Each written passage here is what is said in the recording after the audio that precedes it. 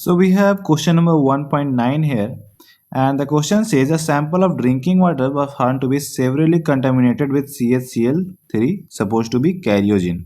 The level of contamination was 15 ppm by mass. So you have to calculate percentage by mass and second molality of the chloroform. So for solving this you need three theories that is very important for this. And first of all is the ppm. What is ppm? Part per million. What is it? What is the definition of it? So it means 10 to the power 6 unit of mass of solution have 15 unit of mass of solute. 15 ppm means that, right? And the second thing that you have to know is the formula for molality. So what is the formula for molality? It is number of moles of a solute by mass of solvent in kg, right? And third thing is if the number of the mass of a solute is very less than mass of solvent, then we take mass of solvent is equal to mass of solution, right? Simple, right? It is like a very simple thing that because the concentration of that is very less, the solution is priorly solvent, right? That's why. Okay, so once you know the three things, it is going to be very easy to solve this question. So first of all we are going to start with your given that section. So you have to write the given that first. Let me erase all this. And yeah, so first of all how you have to write this solution of this question is first you have to write the given that section where contamination of CaCl3 given is 15 ppm.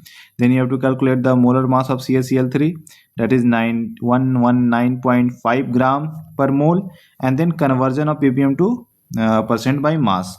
So once you know the definition, then you can use the unitary method to calculate. That will be going to be very easy and understandable, right? So if 10 unit of mass of solute have 15 unit of mass of solute, 10 unit of mass of solution have 15 unit of mass of solute, that means 1 unit of mass of solution is going to have 15 by 10 to the power 6 unit mass of solute, right? And for mass percent we need to take 100 unit of mass of solution. So then 100 unit of mass of solution is going to contain 15 by 10 to the power 6 into 100 unit of mass of solute. Simple. And that is your mass percent. And calculating this will give you the answer for mass percent. Then after that, coming to the molality part. So in molality what we have to do is from above calculation we know that mass percent is 1.5 into 10 to the minus 3%. In unit we can also take gram, like I have written unit here. You have see unit of mass. That means we can take gram and gram also. If we are taking kg, we can also take kg here, right? So it is on us. We can take any unit and assume any unit. So I am assuming that the solution weight is 100 gram. Then that is the solute is going to be 1.5 into 10 to the minus 3 gram. Okay. So now that means key I have 1.5 into 10 to the power minus 3 gram of solute in 100 gram of solution. And now we have to calculate and calculate the number of moles of CaCl3 so that we can use it in the formula of molality, right? So after for calculating that we need the formula. Number of moles is equal to given mass by molecular weight. So given mass we have is 1.5 into 10 to the power minus 3, and the molecular weight of CaCl3 is 119.5, and we are going to get 1.255 into 10 to the power minus 4 mole of CaCl3 in 100 gram of solution.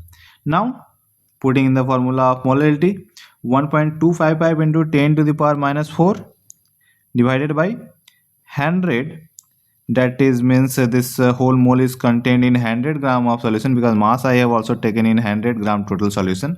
So I have written 100 here into 10 to the power minus 3 to convert it into kg. You have to always take that solvent mass in kg, right? And one doubt is also here that Why I have taken solution mass here? Because we have to write solvent mass here in the molality formula. But in the case of solute having very less mass than mass of solvent, in that case we take mass of solvent is equal to mass of solution, right?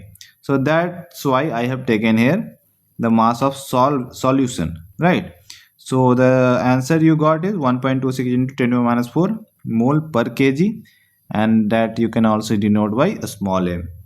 So simple, easy, and you have to just play with the formulas and conversion. Okay, simple.